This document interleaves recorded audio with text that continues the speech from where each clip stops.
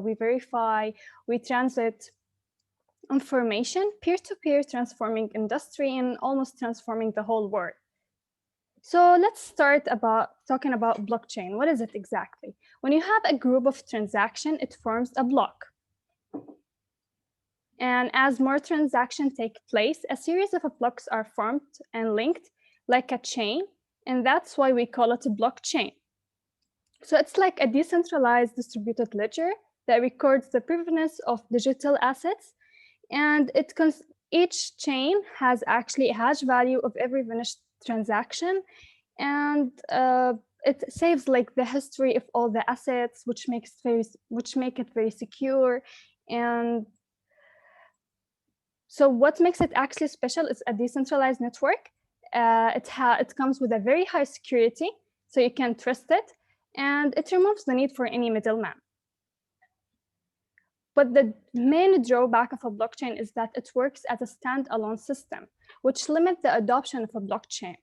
So what are we looking into is how can we make several blockchain networks communicate with each other? Let me give you an example.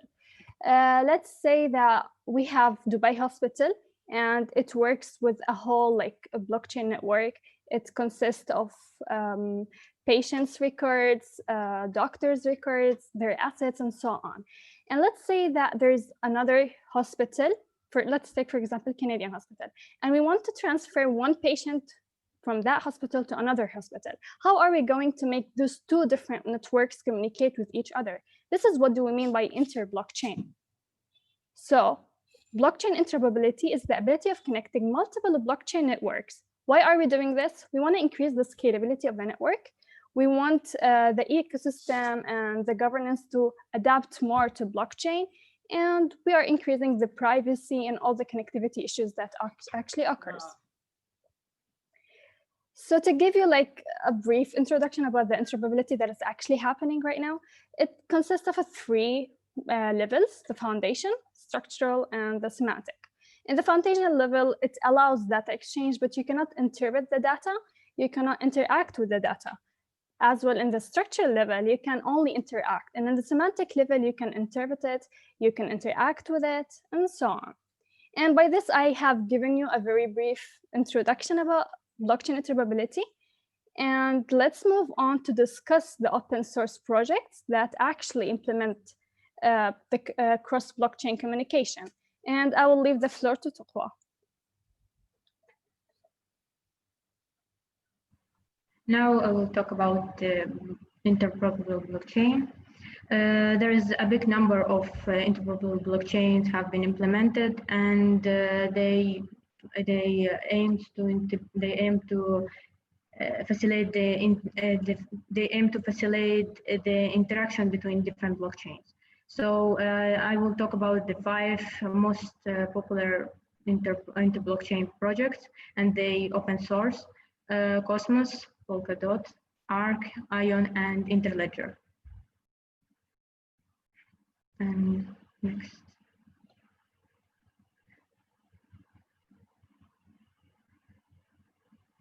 For the first project, it's a Cosmos project. This project is an open source platform, and it is aims to create an ecosystem of blockchains. The architecture is based on the zones and hubs. Zones, it's just a different name of in different blockchains, and hub, it's the first launched blockchain that connect different zones. And for how the zones and hubs are communicated with each other, they communicate through the inter-blockchain communication protocol. So when the zone create a connection with the hub, it can communicate with different zones that that already connected to the same hub, and they can send, receive from different zones.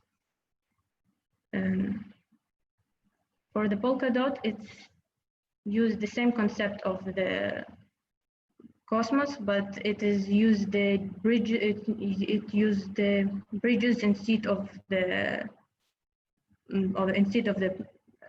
it uses the bridges to communicate between parachains and relay chains. Parachains, it's just heterogeneous blockchains that wants to communicate with each other, and relay chains it is just a main chain that connect different parachains with each other.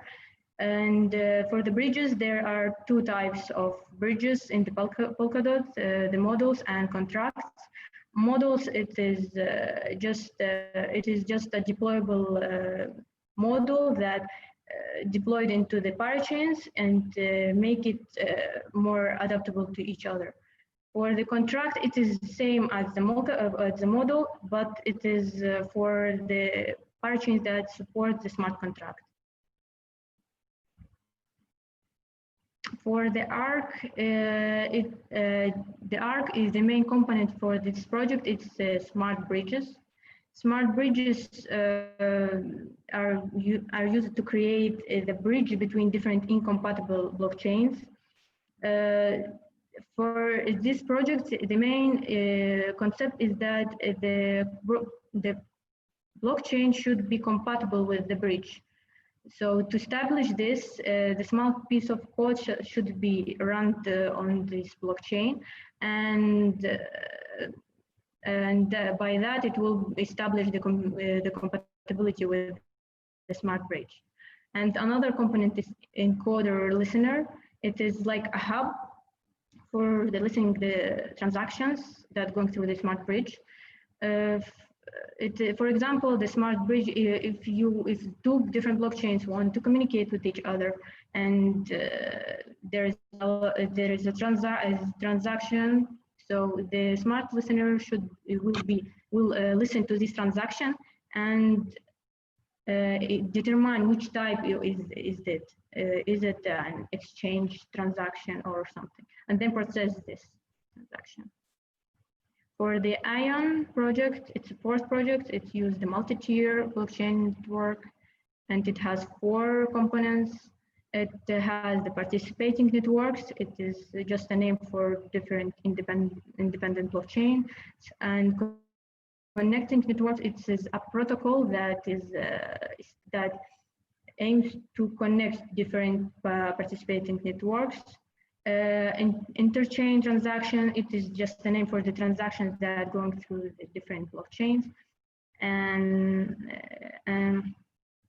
the bridge, the responsibility of the main responsibility of the bridge is to validate these transactions that go through the connecting networks.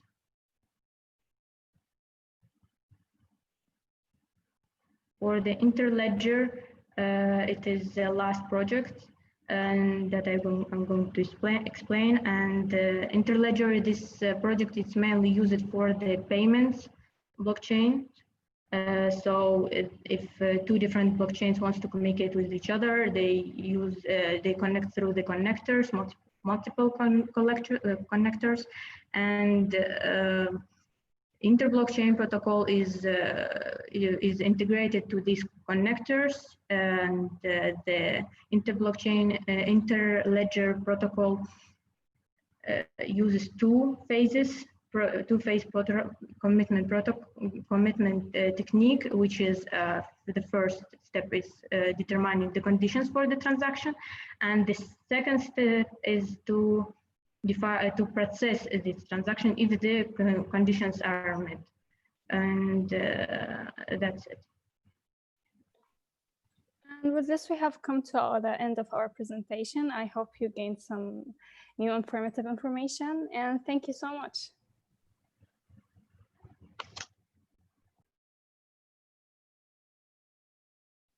Thank you, Taqwa. Thank you, Fatima. That has been a very interesting topic. I haven't been into blockchain, so this was a good introduction for me. All right. If you guys have any question for them, you can ask them. You have the chat section for that. We'd like to introduce the next speaker, Nafisa. Yeah, you can. I'm sharing just my slide. So, do you see it? Yes, it's clear. Assalamu alaikum, everyone. I'll be introducing the use of open source in two projects. First of all, my name is Nafisa, and I'm working as a research assistant in OpenUAE Research and Development Group at the University of Sharjah.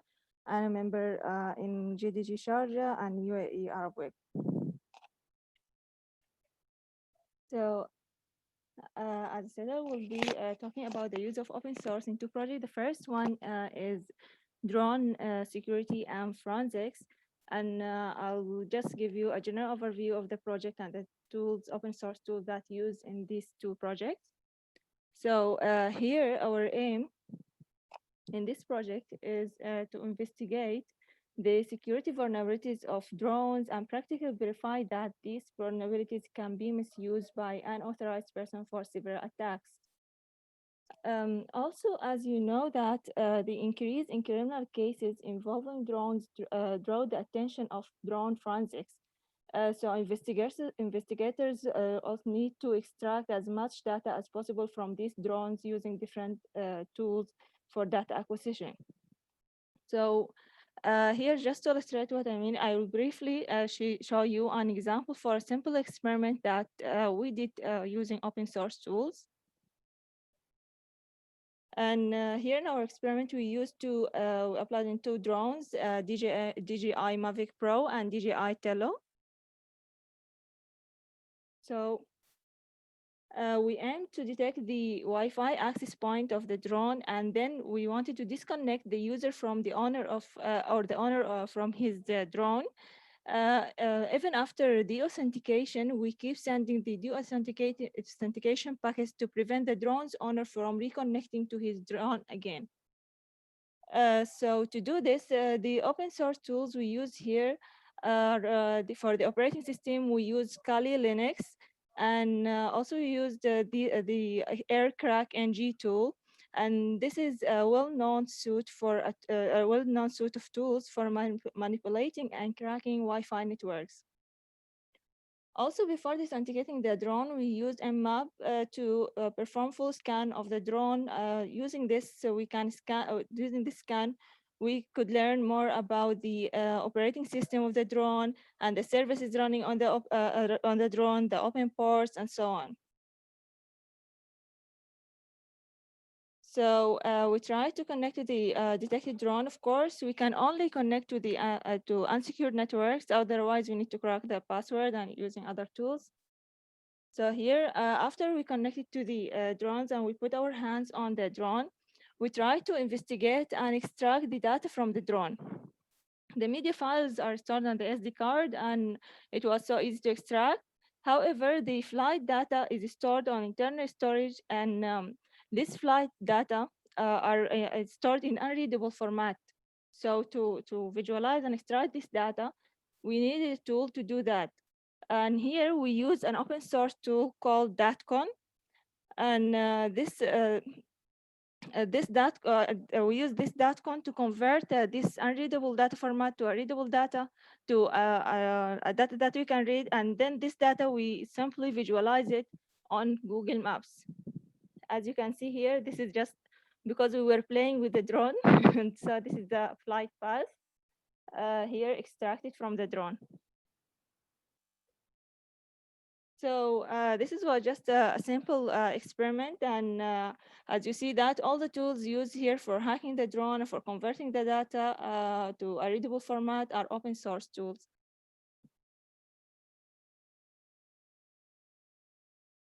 So the second project here is advanced persistent threat detection.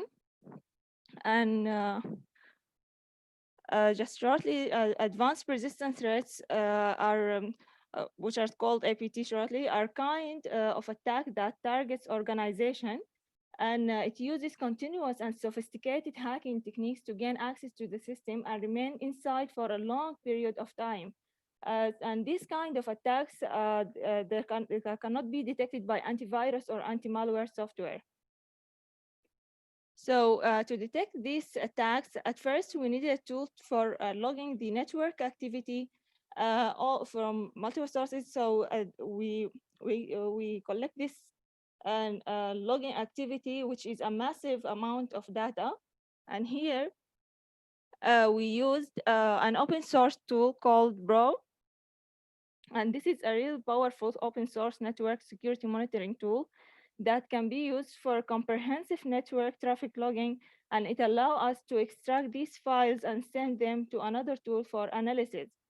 Also, this tool can be used to as a scripting tool for monitoring and detection, where you can automate traffic analysis tasks.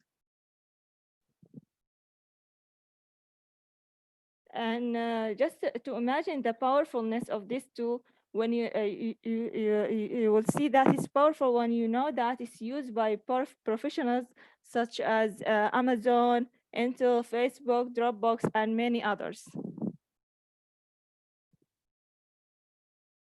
So after we collected the data that we need using Bro open source tool, then we use deep learning techniques to analyze the data and detect APT. And for this, for implementing our algorithm, deep learning algorithm, what could be better than Keras, which is a deep learning API written in Python and run on top of the machine learning platform, the well-known machine learning platform TensorFlow. And of course, this is an open source Python library. And also, of course, to implement our algorithm, we also used other open source Python libraries such as NumPy, Pandas, scikit-learn, and others. So this is just a brief overview for the projects and the open source tools that we use in our project. Thank you. Thank you, Nafisa. That was a very interesting talk. I think some of our members in GGG actually are always interested in cybersecurity and these kinds of discussions. So maybe next time we can have you host another workshop to talk deeply about these topics. Sure. Yes. Thank you so much. It was a pleasure having you. We'd like to welcome the next speaker. The next speaker is Hamad. Ahlan. Hi, Hamad. Hamad is the CTO and co-founder of Finest. Yes. So you can share your screen and good luck with the presentation. Okay, can you all see my slide? Yes. So my name is Hamad Al Ghanem. I'm a developer at heart, but I am currently working as the CTO of a company I co-founded called Finest. Today we're going to talk about introduction to open source contributions and technologies through HacktoberFest. I'm going to talk about my story of how I started contributing more to open source technologies and how it started to basically influence the way I code, influence the way I moved forward with the company, and make my life easier. So an introduction about me, I'm the CTO and co-founder of Finest. Finest is a freelancing platform based in Kuwait. I'm a full stack developer. I've worked with C#, Python, Ruby, Flutter, Java, Swift. I've tried so many things. I've been a developer for almost 8 years now. I'm an author of an open source library that have boasted more than 125,000 downloads, or approaching 125,000 downloads.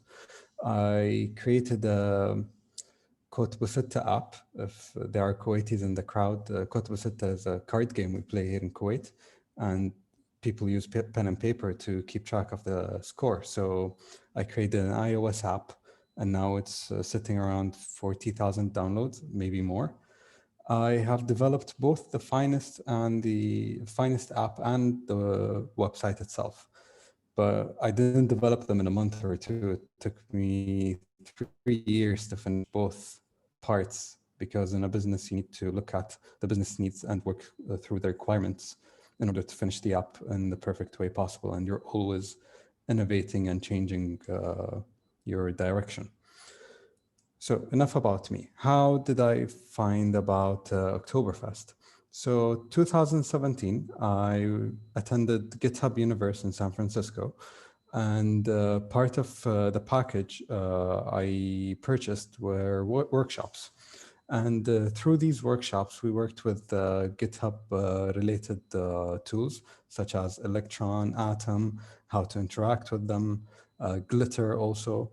And throughout the day, instructors kept telling us to take this knowledge and start working on our HacktoberFest contributions. And then I asked HacktoberFest, what's that? They explained just like Arwa did in the first presentation. And when I got back home, I thought, but not back home, back to the hotel. I wasn't that sleepy. I just had dinner. So I said, let me just submit one pull request, see how that happens. Maybe I'll get all of them done by the end of October and get my free t-shirt. So I started thinking on what should I contribute to. And it occurred to me that I've been using pipenv, which is a packaging tool for Python. You can use it to install packages and run virtual machines. And I wanted to make it better. So I looked into the source code, looked into the issues, and it took me a while, but I understood most of what I needed to do. I didn't understand the whole code base, but again, I needed to know each issue and which part of the code base it affected. And then I looked and my eyes caught this issue. Oh, no. Before I started looking into issues, you should always look into the contributing document. So in order to get the contributors to look into your pull request, you need to follow these guidelines. And here I have highlighted the guidelines. You need to know how to set up the code on your own machine. You need to know how to run it. You need to know how to run the test suite. And then once you fix the bug, you push it and then you wait. So I checked the issues tab and then I found this issue, which looked fairly easy to me. Like to basically summarize this, he wants to install requirements a file that's not on his local network. It's on a server. And what interested me is this guy said, I don't see any particular reason why we can't, but it's not added yet. So I'll take it as an enhancement for anyone who would like to put a pull request together. So after 3 hours of fiddling, I pushed my first pull request. And as you can see here, I didn't just push it and forget about it. I pushed multiple additions to it because the people that work on pipenv kept asking for changes, which is fine. And we're going to talk about that later. But at the end of the day, it got accepted and merged. So that was fun. Contributed to a huge project through open source by just taking a few hours of my day and learning how it works. So what happened next? I pushed 3 more pull requests and all of them relating to pipenv because I got so comfortable with the code base that I can keep issuing changes and fixes and they keep getting approved. As you can see here, 3 of them got approved. 1, they said changes are requested. And that is fine. You don't take that as a lose. You take that as a win because each time you push a pull request, you learn more and more. And that goes into your personal bank of knowledge. Again, we'll talk about that later in the session. But what did I learn? Open source communities are friendly and welcoming. pipenv at that time had more than 17,000 stars.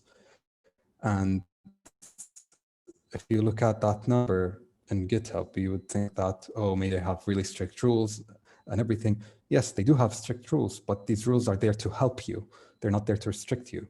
They help you like build good habits, such as writing tests, using code linters, which are programs that make all of your code concise and I keep forgetting what the word is, but it makes your code follow a certain guideline in terms of function naming and everything. It makes you follow certain development guidelines, certain merging guidelines, certain even branch name guidelines. It's not as complicated as it seems. You just need to start. And we're going to talk about how you're going to start at the end of this talk, but you just follow the guidelines and it will pay off. So a few weeks later, I started my own company and I faced an issue, which got me to starting my own library, administrate field active storage. And it's named that way because the guidelines asked me to name it that way. I didn't make up that name. So why did I start this library? I'm using Ruby on Rails, and they introduced something called active storage. Active storage basically allows your web server to handle file upload straight to S3, Amazon S3, or Azure or Google Cloud. And then I was using it, and I was using something else called Administrate. Administrate is a automatically generated admin dashboard for Ruby. And they weren't compatible together. I was building the library to connect them together, and I said, "Wait, why don't I publish it? I mean, I know I would keep it up to date because I would need it on my own company, but it would make sense that more people need it. Both libraries are used by thousands, if not millions, of developers across the world, so I published it." And to publish it, it took me a few tries. I needed to learn how Administrate operates, how it adds a custom field, and even those custom fields have guidelines. I have looked into different custom fields, such as paperclip, administrative field, paperclip, because it essentially does the same thing, but through a different interface. Paperclip is really close to active storage, but it's deprecated. So I forked the code, I made all the necessary changes, and I pushed my own library. Again, attribution, you need to attribute where you got that code. And at the end of my README file, I said, this is done by replicating the work of these guys. At the end of the day, I publish it, and I waited for a couple of months, for a couple of weeks, nothing happened. And then slowly, people started coming in. Contributors started filing bug reports. Some of them started fixing bug fixes. Others have been adding features. And it got to a point where my role slowly shifted from a coder, a programmer, to basically a community manager. I started approving pull requests, publishing the library, sometimes rejecting pull requests or asking for changes, facilitating work between two people. If two people are going to work on a certain feature, I would say, okay, you do it, and then if you have any issues, you can ask this guy. And to my surprise, some people, you come back every few weeks to keep the library up to date. And that just makes me happy because I have my own day job, I have my own, everybody has their own work. So these guys are helping you along and making things better without compensation. They just want to use the library and they want it to be better for everyone in the world. So what did I learn when I was building the library? That documentation is very hard. You need to allow the user to be able to use your library the moment they open the README file. They need to know the steps clearly without going back into the issues and issuing a whole issue saying, I cannot use this or this is not working. You need to state a roadmap to allow contributors who are going to come at later stages to know what you're going to build. Maybe they're going to build it for you and push a pull request. If you don't know something, that's okay. You can state it in the README file. We tried to do this. It didn't work. If someone has the knowledge related to this field. Can you come in and help us with a pull request? You need to state guidelines. You cannot accept any low quality pull request. You need to have good pull requests that make sense, that move the project forward. It's okay to request changes on pull requests. So if a person submits a pull request and they have a couple of issues, you can ask them, hey, the comments don't seem that relevant, or you have a couple of debug symbols, you need to strip them away. That's fine. They're not going to hate you for it. You're making their coding standards better while you're maintaining your library standard. And at the end of the day, you need to know that community is key. If you're not friendly, if you're not helpful to people, they will not contribute. So be friendly, be helpful, and people will keep coming and helping you out on your journey. So at the end of this presentation, I want to talk about some tips on how you can start contributing to open source. You can go on with your day, keep working on your projects, your iPhone application, your Android application, your web servers. But at the end of the day, you're going to encounter bugs in some libraries, or you're going to encounter missing features in some libraries. So the least you can do is just open an issue, state what that issue means. So if it's a bug issue, you're going to say the bug happens when I do this and that. That helps the people who monitor that library to come in and fix it, maybe not just for you, but for other people. That's also the same with features. You need to state why you need that feature and why it's important.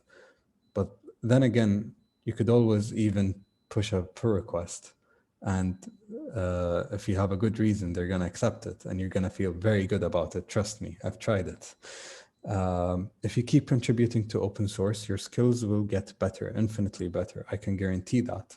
I got to this point because I kept looking into open source technologies, reading the code. I get better by reading code. That's how I learn. And by reading the code, I can contribute to that project. You can always start small. You don't need to start by issuing pull requests on code changes. If you find the documentation complicated, issue a pull request by simplifying the documentation. Or as the professor said, you can just translate it to Arabic. Doesn't have to be coding related. Open source can include many people, even designers.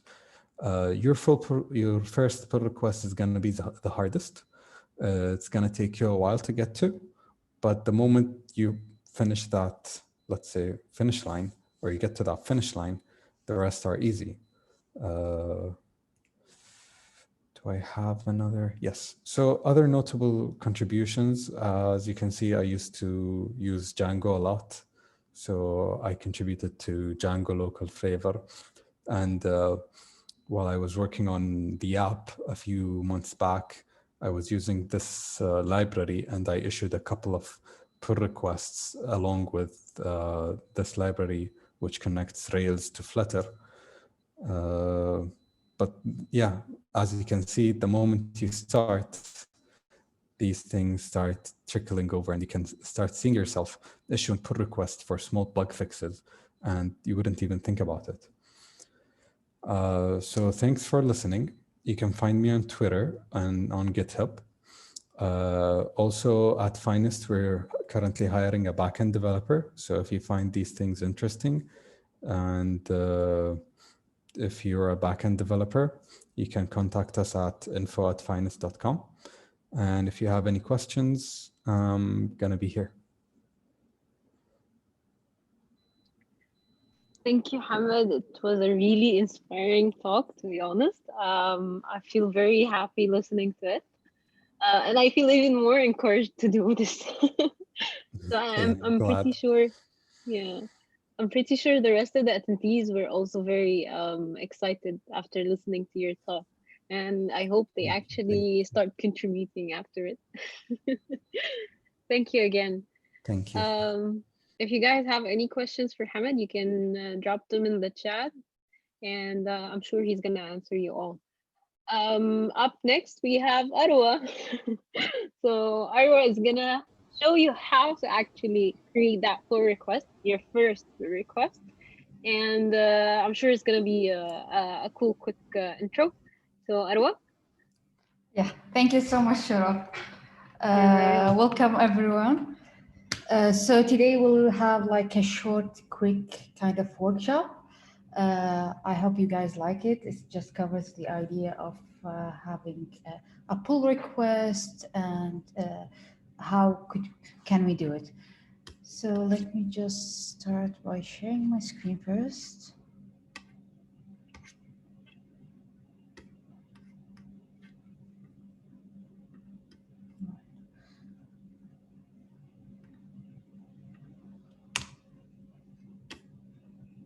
Okay. So basically, the start is, first of all, we will do this one. Let me first of all share the slides themselves. So you can guys log in and if you guys want to do it with me, that's fine. If you want to do it later on, that's also fine. It's up to you. It's just a quick introduction. All right. So I'll be sharing the link for the Digital Ocean HacktoberFest. First of all, you need to sign up. Okay. Using the link previously showed. And we need to submit 4 pull requests. All right. So I already did that. I already signed up. So you're supposed to see something here that shows start hacking. And it will ask you to sign in with your GitHub account. I'm already signed in, so that's why it's not showing for me. I have a question. To be honest, this is my first contribution in the Hacktoberfest myself. I didn't get any t-shirt yet, but I'm hopefully will get one, inshallah. So yeah, let's do this. I've done like a repository under my company name, which is Mukankum. It's called HacktoberFest Kuwait. It's a simple where we can play around with it. I'll also share that link in the chat. All right. So basically what you want to do is you want to fork the repository. Then afterward, you want to have clone it locally. The idea is basically what I'm trying to do here is basically just having 3 different files. The first file that I have is, it's profiles, which basically is just an MD, it's just a text that's a brief about myself. So here I've stated my name, Arwal Jasser, academics is Kuwait University, some of my interests, my development, and my profile link, which is my GitHub link. Okay, you can view it as for quick copy pasting. You can view it as a row. I'll try to sign out actually, and you can just select all, copy it, then you can change the info based on your specific information or specific name. So let me try to do it with my other account. Okay, so I'll sign out from Mukankum. I'll sign in as, sign in as Arwa. So name, come on.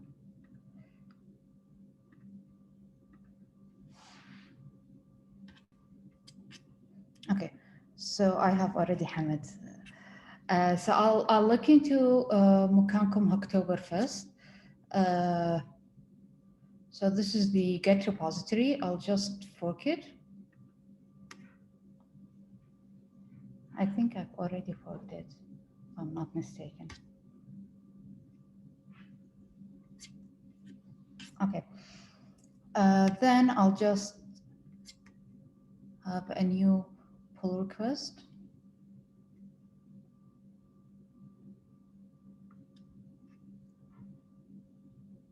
Okay. So let me go to, okay, I'm supposed to share my screen. Just a second. Okay. So I've already have the repository in my local machine. Let's try to do like, okay, sorry. Try to do like a language with a file of hello world in Python. So I'll create a directory called language and I'll cd to that. Then I'll call search Arwa. It's called by our names. So if anyone else want to do the same, then that's Sanano Arwa.py. Let's say that's print hello world.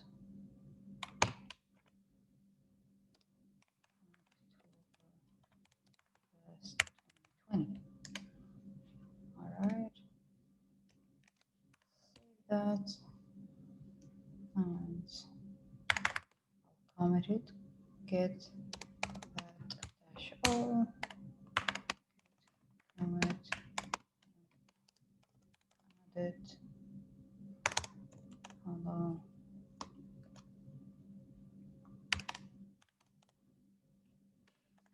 File.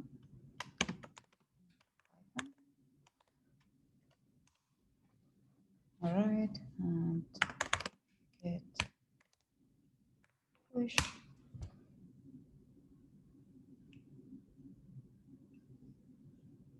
Okay. Oh, okay. So I sent it directly to the Mukancom, not under my Arwa. Okay, so I think I need to reconfigure the whole. Just anyone is working with me right now is applying this. Just drop it in the chat. Whoever is doing it, can you say yes in the chat? Okay, awesome, Maryam. Okay, so remote.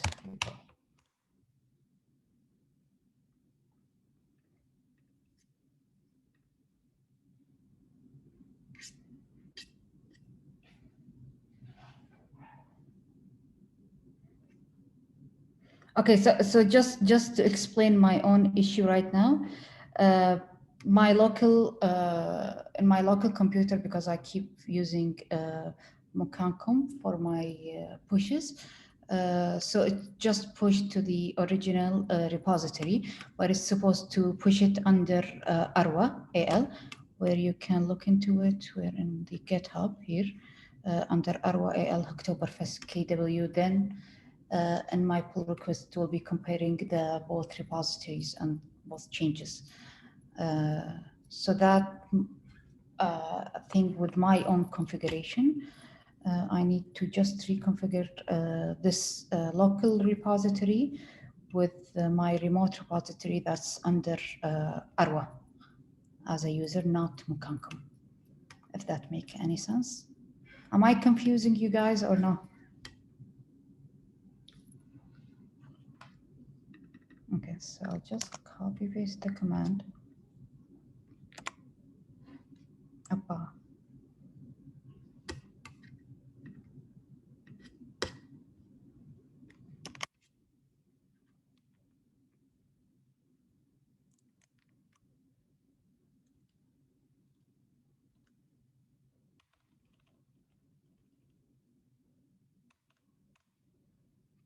Okay, so the repository name is, okay. Awesome. If anyone have a question, please don't hesitate to ask me.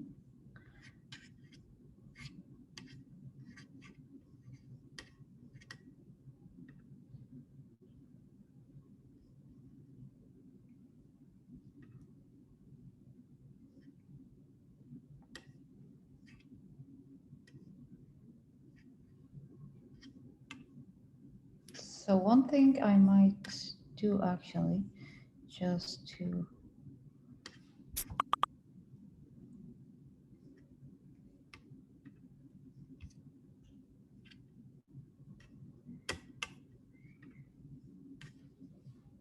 okay, I'll be trying to fix the error while you guys are doing it live. If anyone have a question, please don't hesitate to drop the question in the chat.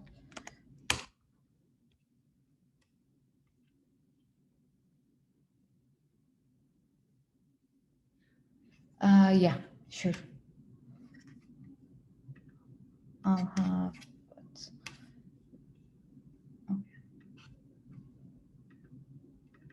okay, so this is the one that I'm sharing. It's supposed to be under Mukamkum, Sheikha. So this is,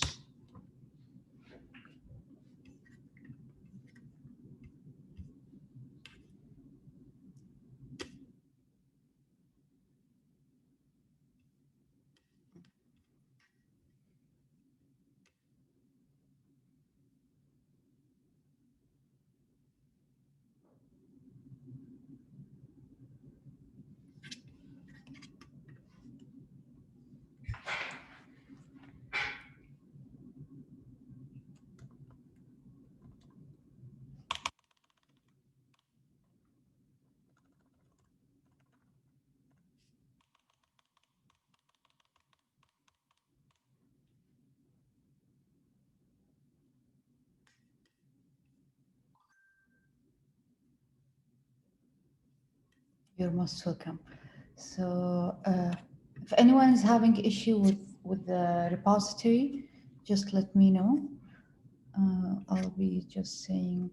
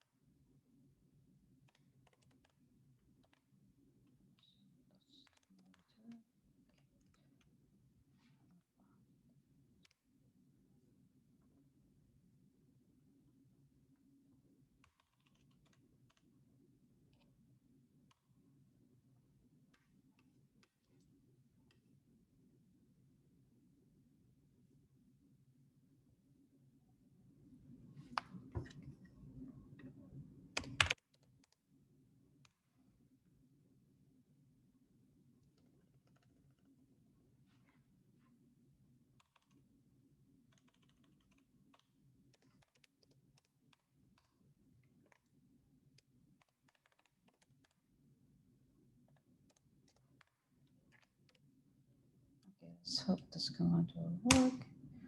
Okay.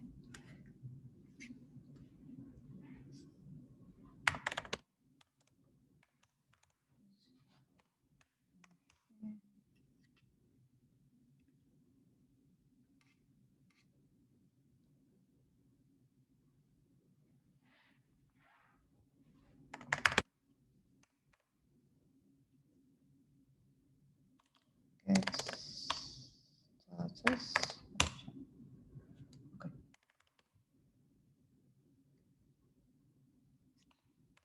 Okay. Oh.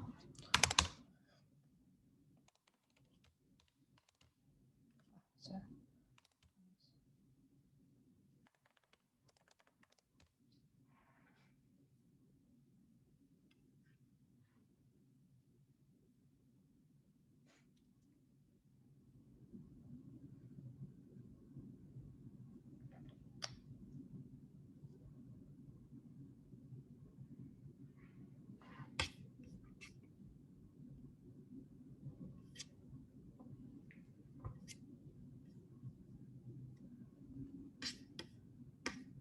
Okay, just I did the duplicates.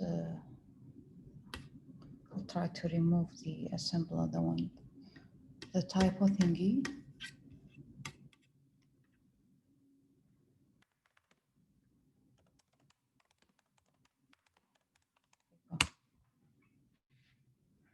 Have anyone contributed in HacktoberFest before? Besides Hamid, of course.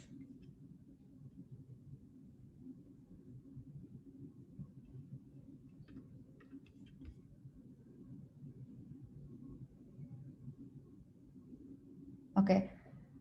Ahmed, do you want to contribute and speak about your experience and about your repository? That would be nice.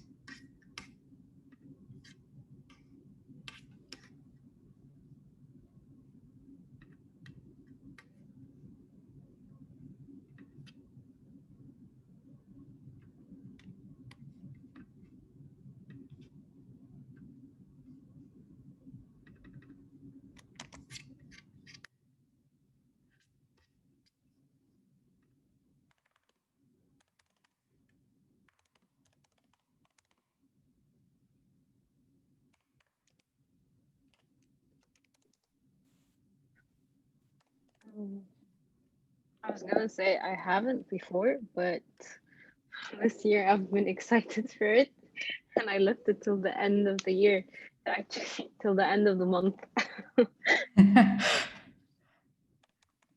I've waited a few years, to be honest. I've always been intimidated Yeah. to participate in the HacktoberFest. I think I saw it since just like it was a big deal. It's only for professionals and stuff like that. Yeah. Knowing that my background is not computer science myself. Mm. So that's one of the things I think. But now with me getting comfortable with my own skills, I think I would like to get exposed to a new, let's say, technologies and methodologies of how you code and how to optimize your code, basically. Mm. And hopefully I one think, day that's will yeah, push it to another level of skills. inshallah. I think that's very admirable, to be honest. For me, I think it's also one of the reasons why all of us are always scared to contribute to open sources, because that we always think it's only for professionals or people with huge experience and things like that. But Sure. listening to Hamad talk about his experience made me think like, okay, why was I thinking like that? Why was I holding myself back from trying to contribute and offering whatever I have for the community? So I think there's always somewhere to start. By the way, I pushed to the repository. That's why I had a Slack notification. Nice. Yeah. But I pushed to my local one, and I'm thinking I want to try and open a new pull request from my master to yours. So can I share my screen to show them? Yeah, sure. I'll stop sharing. Okay. Please do so. So let me show you. It's awesome that I have 7 forked already, so that's really cool. That is. I think you just might need to add the tag for Hacktoberfest, because it's not showing up on the repository, so it would count as an actual submission. So for you guys, this is the Mukancom repository, and here is my repository. So I did here, you can see something. You can see here, I added my profile. And if you go here, this is my profile, right, with my interests and things like that. And what I want to do is I want to create a pull request to Arwa's repository. So you go to new pull request and you select which repository you want to merge to. I can see everyone else's repositories, by the way. So I can actually make a pull request to any of them.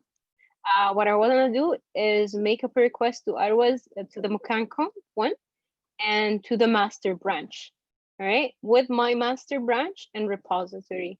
So all I gotta do is just create pull request and say I added my profile here, all right? Obviously, you have to abide by the rules for each repository that you try to make a pull request to, and see what you should be actually asking for to do that. So I'll just create this pull request, and it says here it requires a review, all right? So and it reviews, like it requires a review by the person who has access to the main repository, which is Arwa for the Mukancom Hacktoberfest repository. Arwa, I'll stop sharing so you can show them what you're gonna do. All right, Arwa. Sorry, I was muted. I was answering you. Oh yeah, I thought I lost you. All right, you can share your screen again to show them. Sure. I can send you the pull request. This is my pull request if you guys want to see it.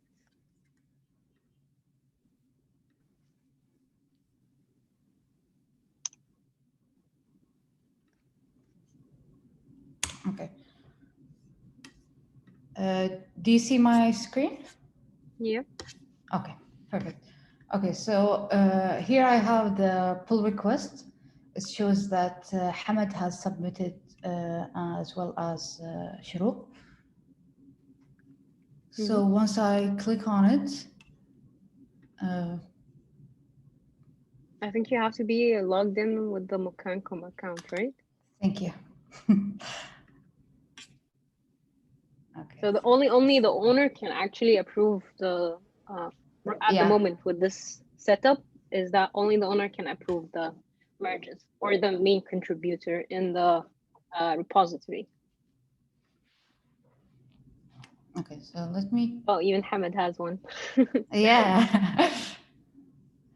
Okay, so I was checking of how to add a label, to be honest. Shuruk, if you know how to do that. Now we can do that later. That's fine. I think it's not on the label that you have to add the Hacktoberfest label. I think it should, or is it supposed? No, I think it should be on the main repository. I'm not sure actually, but we can do that later. It's fine. So yeah, you can review my commit and you can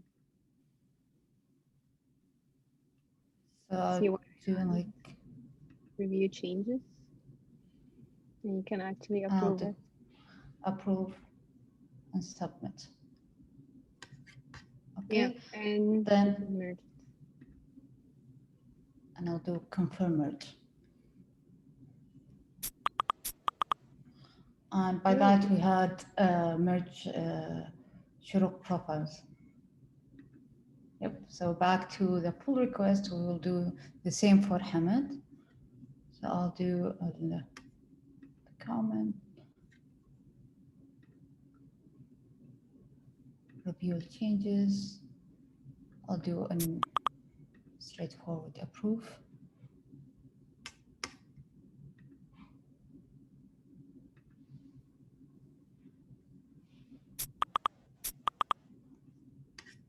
Awesome.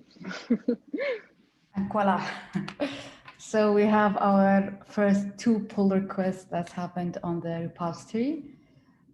What I'm trying right now is to add a label to the repository itself. I will check how to do that. But I'm guessing it's fine if you guys create what do you call it, a label on sorry, if you create pull requests on this repository and then we added a label later on to the repository, it will still be considered as a Hacktoberfest contribution. So don't worry if the label is not there right now. I just hope you guys try and do this. Oh, there's another pull request, Edwa. Oh. Who is it? Khaldun. He added a Python script.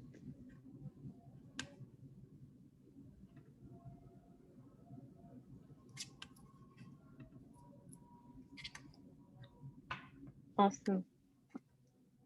So I'll just review the changes and submit them. That's really cool. Yeah. Living this life. I really hope everyone gets. Oh, you have another one? I'm not sure. No. Oh, okay.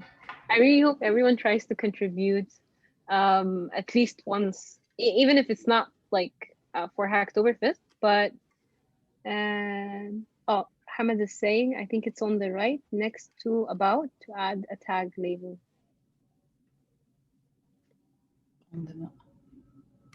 No, in about. If you go back, I think, or is it this one? This is for tags.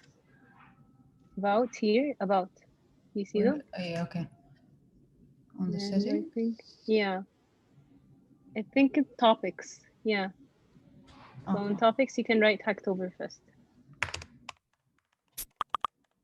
Yeah, that's the first one. Okay. The first one and the second one.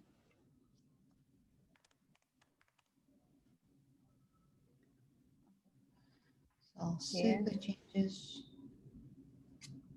And now if you go to your accounts, oh, Muhammad Atif made another pull request. I'm gonna try and open my account on HacktoberFest to show you how it's gonna look like.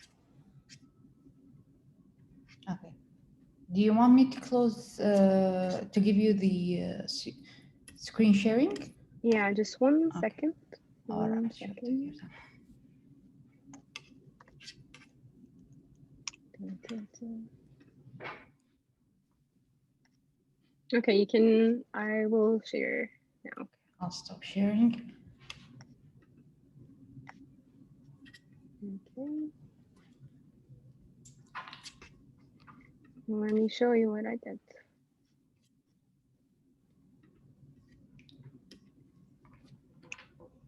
Okay, so we can go to my profile here. Come on, come on.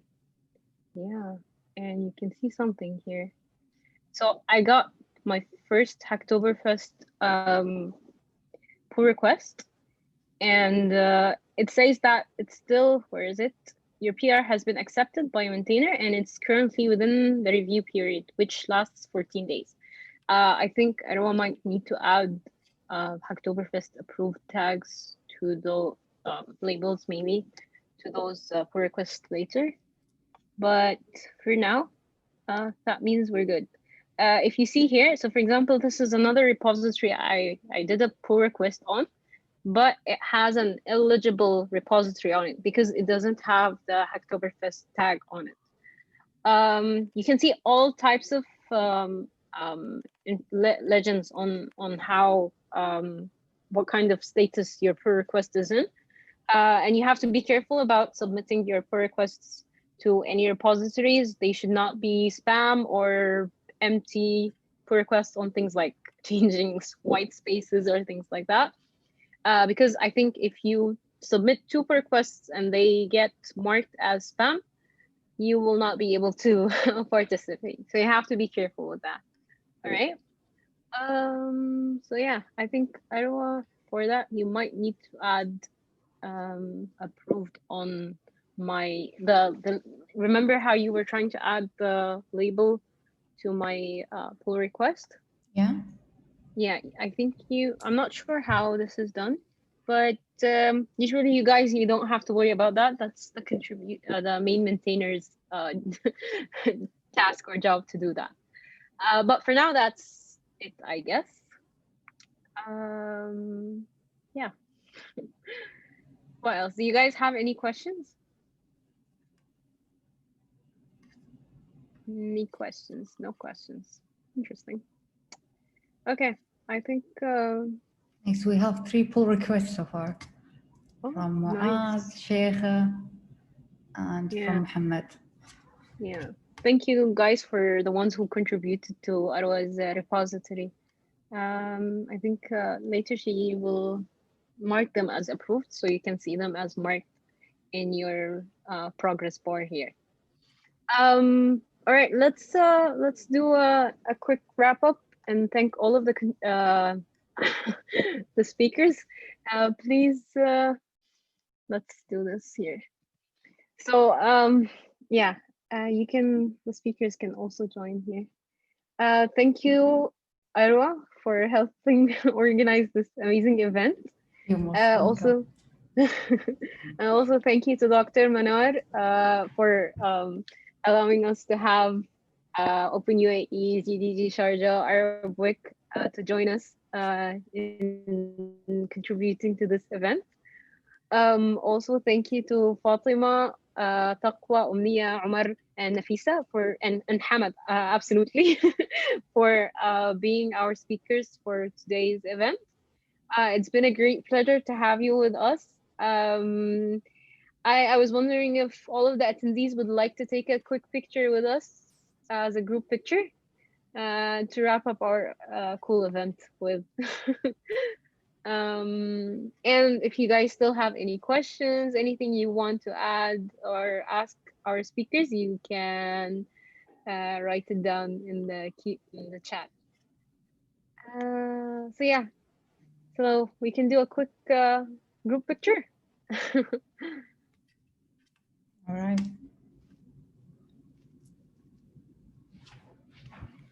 Okay. Who's gonna open their cameras? The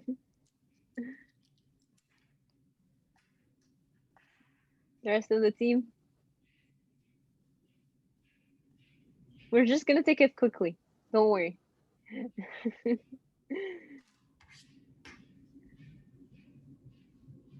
Okay. US team.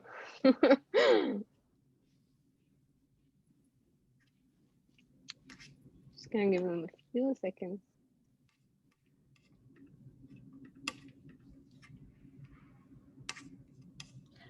Meanwhile, I would like to just share my screen and give them the QR code to have an access for our Slack community for GDG and WTM Kuwait.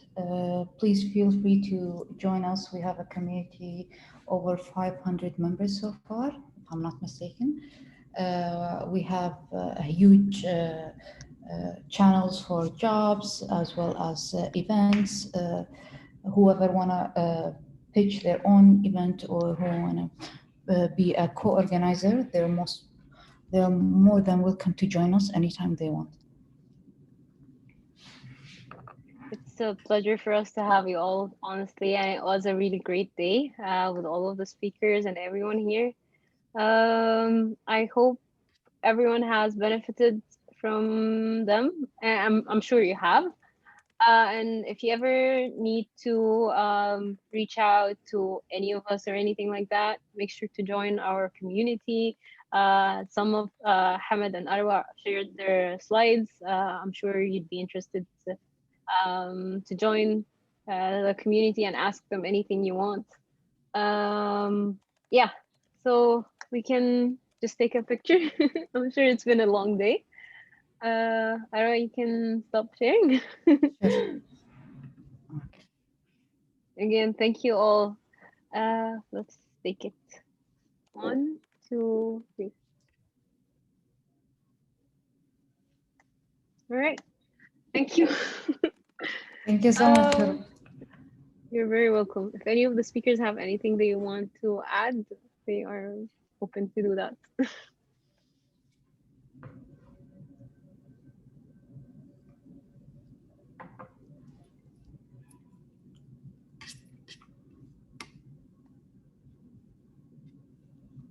Thank you for the amazing event. I have nothing to add. I just wanted to thank you all. No, thank you. All right. So that's a wrap for our event. All right. Hope you all have a good weekend, and inshallah stay safe, and we hope to see you again in any of our next events. And try to do some pull requests in the next 2 days. Absolutely, absolutely. All Thank you right. all. Thank you. Thank you, everyone. Bye-bye. Bye.